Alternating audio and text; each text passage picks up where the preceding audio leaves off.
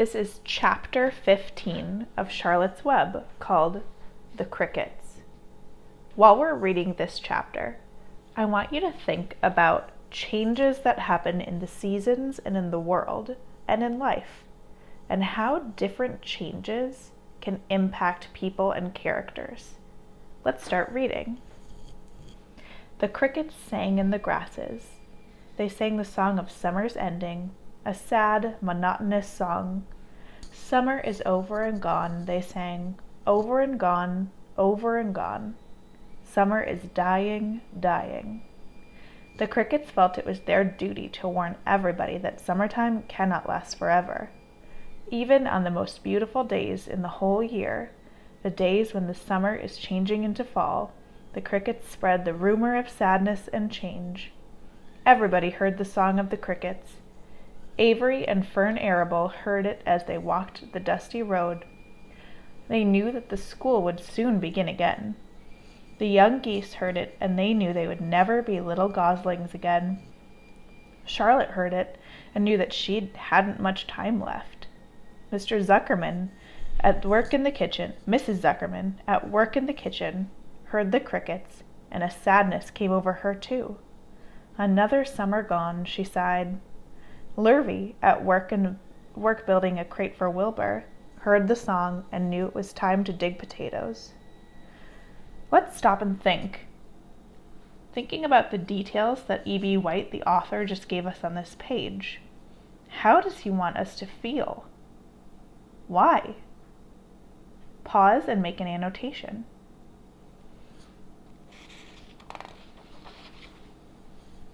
Summer is over and gone, repeated the crickets. How many nights till frost, sang the crickets.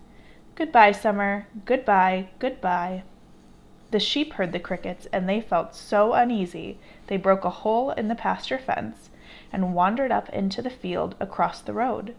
The gander discovered the hole and led his family through, and they walked to the orchard and ate the apples that were lying on the ground. A little maple tree in the swamp heard the cricket song and turned bright red with anxiety.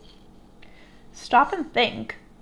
If a tree is turning red, what season is it? Wilbur was now the center of attraction on the farm. Good food and regular hours were showing results. Wilbur was a pig any man would be proud of. One day, more than 100 people came to stand in his yard and admire him. Charlotte had written the word radiant, and Wilbur looked really radiant as he stood in the golden sunlight. Ever since the spider had befriended him, he had done his best to live up to his reputation. When Charlotte's Web said, "Some pig," Wilbur had tried to look like some pig. When Charlotte's Web had said, "Terrific," Wilbur had tried to look terrific. And now that the web said radiant, he did everything possible to make himself glow. It is not easy to look radiant, but Wilbur threw himself into it with a will. He would turn his head slightly and blink his long eyelashes. Then he would breathe deeply. And when his audience grew bored, he would spring into the air and do a backflip with a half twist. At this, the crowd would yell and cheer. "How's that for a pig?" Mr. Zuckerman would ask, well pleased with himself. That pig is radiant. Some of Wilbur's friends in the barn worried for fear all this attention would go to his head and make him stuck up. But it never did. Wilbur was modest. Fame did not spoil him. So stop and think now. Have the words in the web changed Wilbur? Why or why not? Make an annotation. He still worried some about the future, as he could hardly believe that a mere spider would be able to save his life. Sometimes at night he would have a bad dream. He would dream that men were coming to get him with knives and guns. But that was only a dream. In the daytime, Wilbur usually felt happy and confident.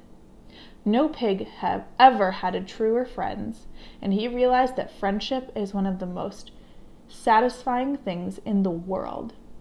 Even the song of the crickets did not make Wilbur too sad.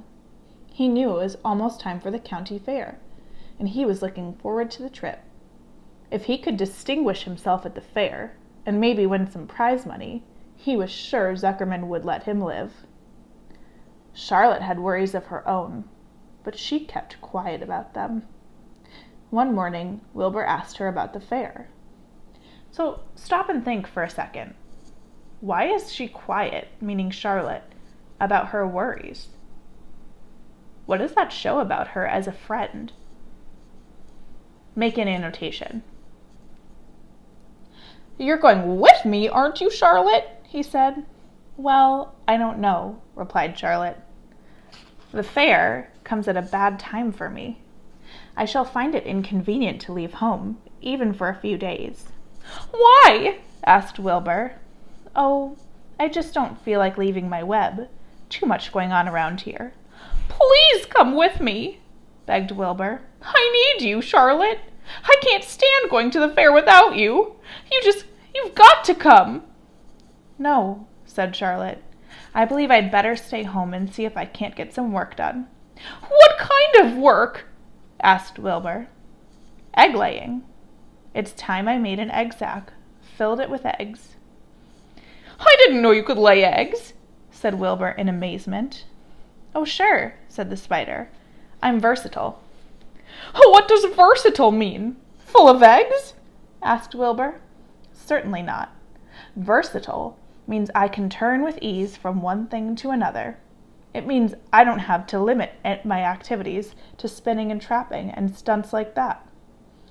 "Why don't you come with me to the fairgrounds and lay your eggs there?" pleaded Wilbur. "It would be a wonderful fun." Charlotte gave her web a twitch and moodily watched it sway. "I'm afraid not," she said. "You don't know the first thing about egg laying, Wilbur. I can't arrange my family duties to suit the management of the county fair. When I get ready to lay eggs, I have to lay eggs, fair or no fair. However, I don't want you to worry about it. You might lose weight. We'll leave it this way. I'll come to the fair if I possibly can." "Oh, good," said Wilbur. "I knew you wouldn't forsake me just when I needed you most." All that day, Wilbur stayed inside, taking life easy in the straw. Charlotte rested and ate a grasshopper. She knew that she couldn't help Wilbur much longer. In a few days, she would have to drop everything and build the beautiful little sack that would hold her eggs. Now stop and think. How does Wilbur respond when Charlotte tells him she might not be able to go to the fair? What is the show about him? Make an annotation or two.